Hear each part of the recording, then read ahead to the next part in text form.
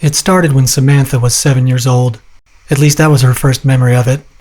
The family cat Penelope had just given birth to a litter of 4 kittens, and Samantha's mom and her older brother Justin were giddy at the prospect of so many little furballs mewing around the house. Samantha was excited too, but she couldn't shake the pervading sadness that overcame her whenever she got close to the black and white kitten they had named Oreo.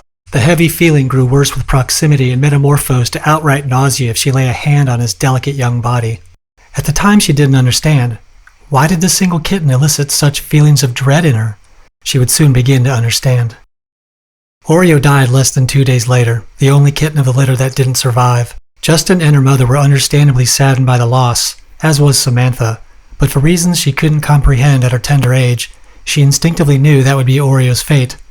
She neither wanted nor willed it to be, only understood on a cellular level that Oreo's time on Earth would be tragically short.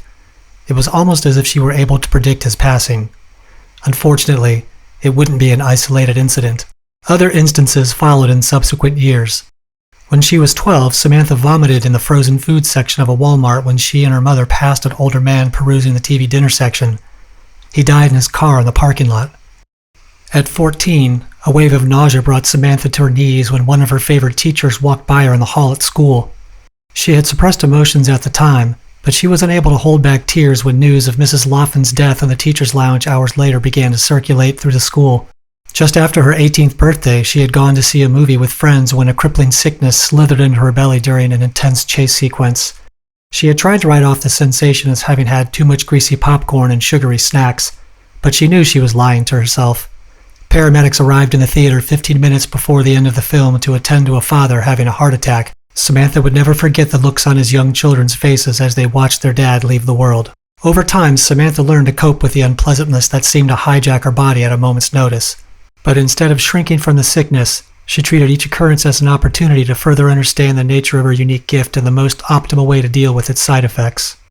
As the years passed, she became adept at recognizing the symptoms early on and extricating herself as quickly and skillfully as she could from wherever she happened to be when they laid claim to her body. But some situations couldn't be helped. Flying was a particularly risky crapshoot, as was any form of transportation that required her to be in close proximity to multiple people for an extended time. But sometimes situations couldn't be helped. Her life had to be lived, and she couldn't spend the remainder of her days fleeing for the exit every time her insides flipped or a spike was suddenly driven into her skull. Thankfully, she had discovered several over-the-counter and prescribed medications that managed to quell the overpowering urge to vacate the contents of her stomach whenever tragedy loomed near. Still, day-to-day living could be a challenge, especially given her line of work. Had she the opportunity to do it all over again, Samantha wasn't sure if she would still choose to accept her current vocational role. When she started working at Pine Leaf Organics, she had been hired only as an in-store sales associate, but the company grew faster than the owners had hoped or predicted. Soon, one store became 3, which then blossomed to 5. A couple of years later, new stores were opened in neighboring cities, and before long they crossed state lines to open their first ever over-the-border location in a major city. Since Samantha had essentially been with the company from the beginning, she and a few others had been promoted to regional sales representatives. This meant an actual salary, travel, and a more fulfilling position within the company. She was ecstatic. Nowhere on her bingo card did she envision such a meteoric ascent to a contented and satisfying life. But her job came with drawbacks. Even though she enjoyed meeting new people while representing a company she believed in, it meant attending conferences and trade shows. Lots of them. This was in no way ideal. These events drew people by the thousands, and the more people present meant a greater possibility of death paying a visit, and Samantha having to experience the debilitating side effects of loss. Sometimes she would encounter multiple occurrences at a single event. In one particularly tragic conference in Minneapolis, she had felt sick upon arrival. The feeling never abated for the duration, despite having resorted to taking multiple medications. By the end of the day, she would learn that 2 people had died in a car crash on the way back from lunch, and a sales rep from Boise passed away later that evening when her heart gave out. That day had been an exercise in pain management. Every meeting and professional encounter was an excruciating slog of endurance. All she wanted to do was excuse herself and hope she made it to the bathroom before she threw up.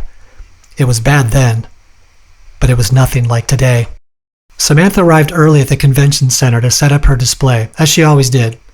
Though she had walked the floors the previous evening, scouting the room and getting a sense of the space, she felt none of what she currently felt.